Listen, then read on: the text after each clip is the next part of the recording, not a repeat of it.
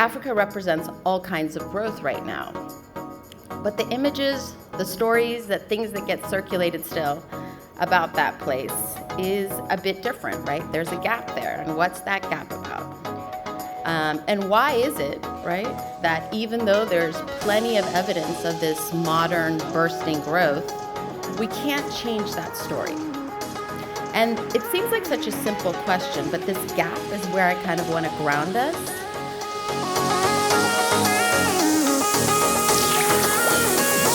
Elephant poaching, drought, dead bodies, colorful, the Rift Valley. Now, think about that, the image in those stories. Did you think of, though, others, the fastest growing city, economy in the world, which Addis Ababa, the capital of Ethiopia, had the distinction of being at least consecutive years, right, in the last decade, a place I can call home? Did you think of Harvard alums, Yale alums who've moved back in droves to lead industries and build businesses, right? A lot of research, firsthand experience, I'm one of those. What about fabulous museums, water parks, amusement parks, contemporary architecture, right? There's a new report that just came out saying actually Johannesburg is the most culturally happening city on the continent right now. What about in your own countries, if you do not live on the continent, the most educated immigrant groups? According to research out of Rice University, Nigerians are the most educated immigrant group in the United States. Last but not least, bringing it closer to home, a booming audiovisual market employing 5 million people, contributing to 5 billion in GDP, with projections that say 20 million will be employed and there'll be 20 billion in GDP. And this is a report that came with UNESCO. Okay? So there's quite a contrast between that image and some of the stories and images that people have shared, albeit some of it is also primary experiences, people that have gone there. And that's kind of what I want to talk about today, in particular growth. Whether you're looking at economic metrics, whether you're looking at, cultural indicators, demographics, 1 in 4 or 5, depending on the report, by 2050 will be an African in this world. Africa represents all kinds of growth right now. But the images, the stories, the things that get circulated still about that place is a bit different, right? There's a gap there, and what's that gap about?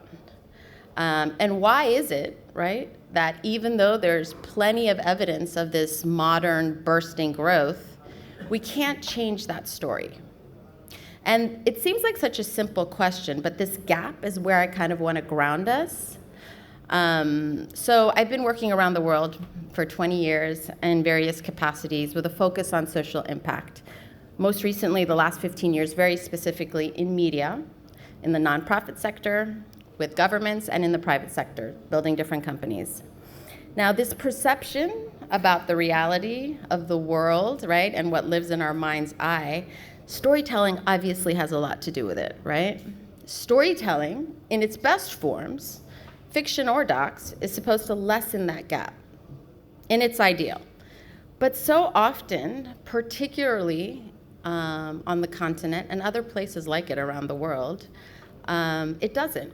And when we take documentaries into account, even more so.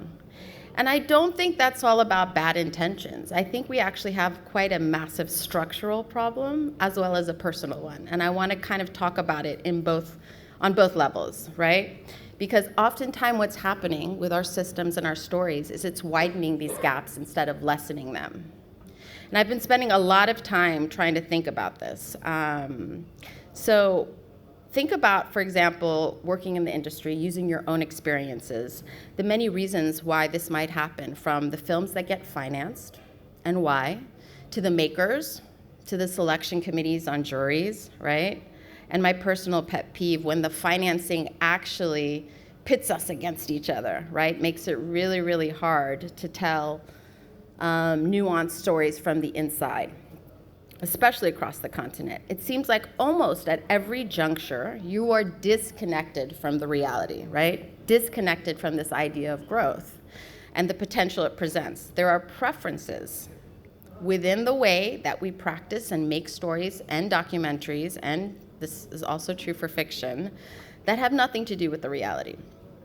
So I started to think about these issues really out of necessity, but more recently, 2 years ago, the Ford Foundation commissioned me to do a study looking at the role of impact for actually fictional storytelling. As a lot of you know, impact filmmaking, which has kind of blown up in the last 10 to 15 years, is very much a documentary thing, mostly, right? I don't even think you can write a documentary grant now without actually having an impact plan, right? And thinking about those metrics. And in this report, I interviewed over 42 makers from all around the world, predominantly in the global south. And what was really interesting is the people making the documentaries were also making the fiction. That distinction was much more blurry. And organizations in those communities like Beirut, DC, if you know that organization, have started to do impact for both. Big up Beirut, DC. I love that organization. Are you from there? That's awesome. Oh, yeah, they're amazing.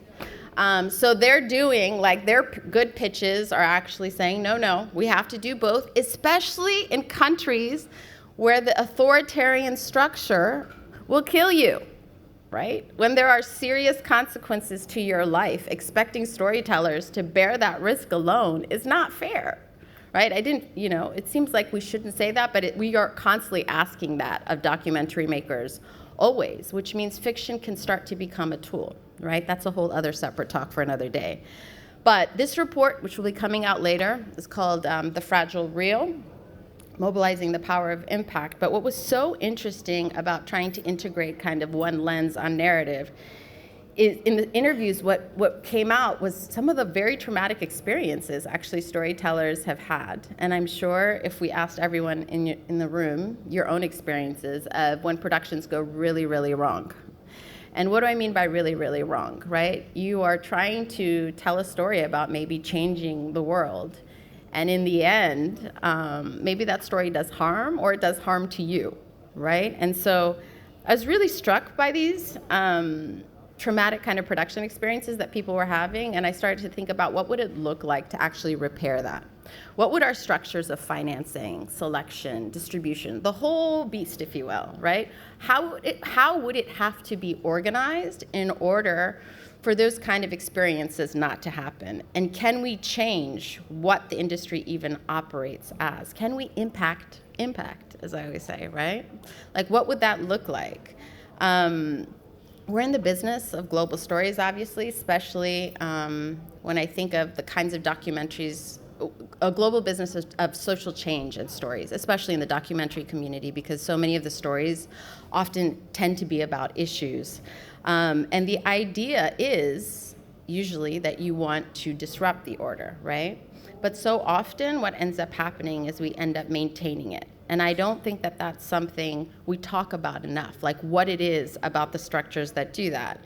So there was actually a really great article that I want to signpost if you hadn't read it. It was in Filmmaker magazine last year. Sonia Childress and Sahar Driver wrote this amazing article about the evolution of impact, for the people who read that article. So they started to get at some of the things, but one of the really interesting findings in the report, and what makers were saying is, look, we talk about impact, but we need to talk about the impact of the industry, like actually making the industry the target of impact, right? So if you were going to do an impact campaign, what would that look like? And so I think when you start to unpack it, what they're really asking for is an evolution of what impact filmmaking is, right? And what would that look like? So in particular, when you put that kind of lens on things, obviously diversity, equity, inclusion has been a thing for the last couple of years, right? I would argue it was a thing for much longer, but sure, it came up into the fray. And the most successful, a lot of those initiatives actually were never really funded. They didn't really have teams, with the exception, I don't know if Tamara Dawit is in the room, but I will shout out Tamara, who has done amazing things with the Canadian Media Fund that did give her a budget and a team, right? And has been sustained kind of changes. But I know a lot of the initiatives, certainly in North America, some of the big ones have stopped already, right? And I would argue it's because we've framed it around these things as a peripheral, as opposed to looking at, look, where's the growth in the global documentary industry? Like, who are the makers that we need to make sure we're tapping into? When we frame this whole thing around growth and careers, I think it becomes a very different conversation. So how do we get it wrong when we keep kind of sidelining this stuff? So a concept that I stumbled upon when I was doing this research comes actually from Brené Brown, the famed researcher, right? She comes out of social work. She's also a storyteller. She's written, I don't know how many New York Times bestsellers, but her latest book, The Atlas of the Heart, I really, really highly recommend for all storytellers, because what we do is about emotions anyway, and that's basically what the book is. But she breaks down this concept. When I read it, it instantly made sense of so much of the dynamics, I think, that we're currently living in, certainly in the documentary community. So the concept is the near enemy. And this is how she defines it in the book. It's a useful Buddhist concept referring to a state of mind that appears similar to the desired state, hence it is near, but actually undermines it. All right? So a state of mind that appears near, but actually undermines it, which is why it's an enemy. So for just to make it clear, so like far enemies tend to be like super opposites. So if you look at something like compassion, the far enemy of that is cruelty, right?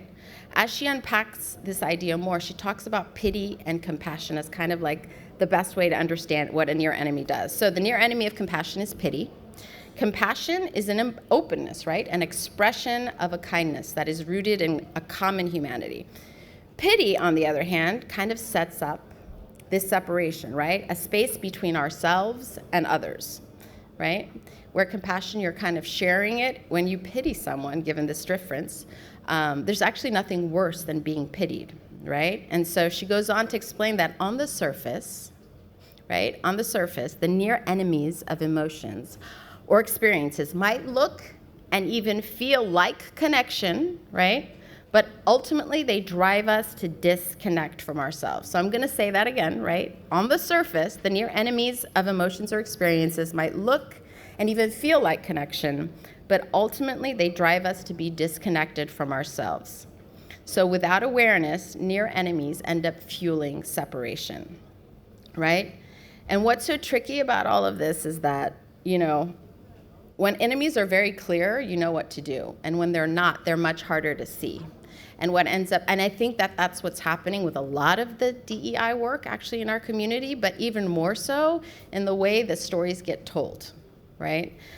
So let's bring this back to the idea I started from the beginning, right? This gap between reality and perception.